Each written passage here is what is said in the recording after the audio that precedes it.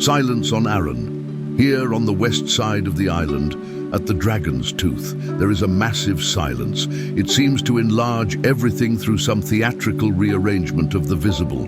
Nature designed as an invitation to the infinite. As we go trekking over the muzzled moor, the silence here is as perennial as the water.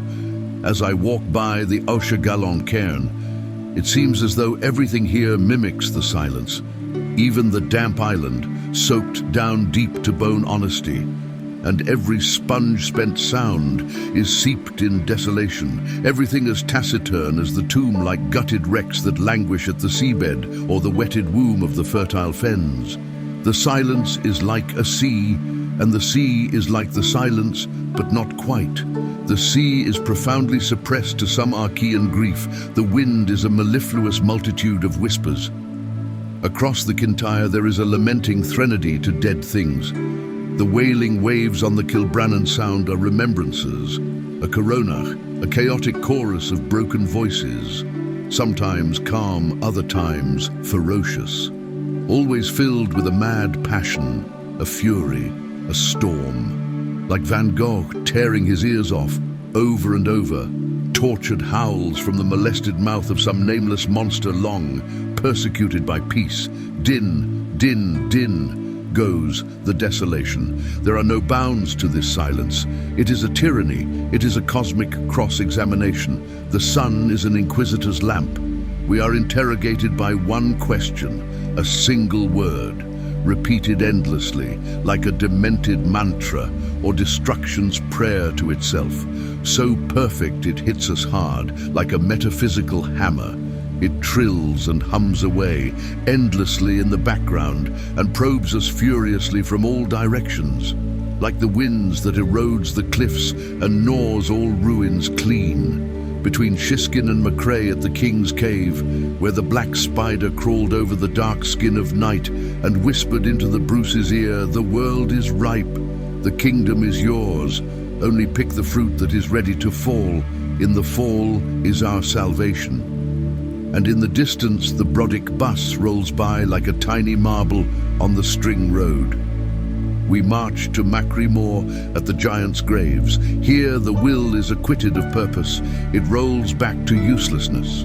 We are witnesses to Triassic tracks, prehistoric prints, heliographed traces forever imprinted in the immortality of sediment. And the mind, forever new, stretches to map over the landscape and falls fully, tracing the ontological contours of existence, and like a sheet of lace, wrinkles uncreased, to see clearer, but never clear enough. The Brodick bus rolls past Ballymichael and vanishes at the cusp of Glaister. I look toward the claw-marked mountains of Glen Rosa. The silhouetted saw teeth on the saddle's jagged jaw rise up. They too are monuments to silence, with a coiled prayer of fire trapped inside the bleak black granite, like memory cooled to secrecy. Truth, the first secret, protected for eternity by its own mystery, and to find hidden in the dark silence the one true God. And yet paradoxically, the silence is God, listening to the void. The mouth of the gales is the stone eater, and the silence is the eater of self, inside and out. The quiet cutter, in and out and in. Can every moment of silence accumulate like the layers of sediment to sculpture this lithograph of chilled solemnity? For what is silence's resemblance to the nothingness at the heart of consciousness? Is nothingness merely death as image? Yet even death, as an idea, as an image, makes life more real.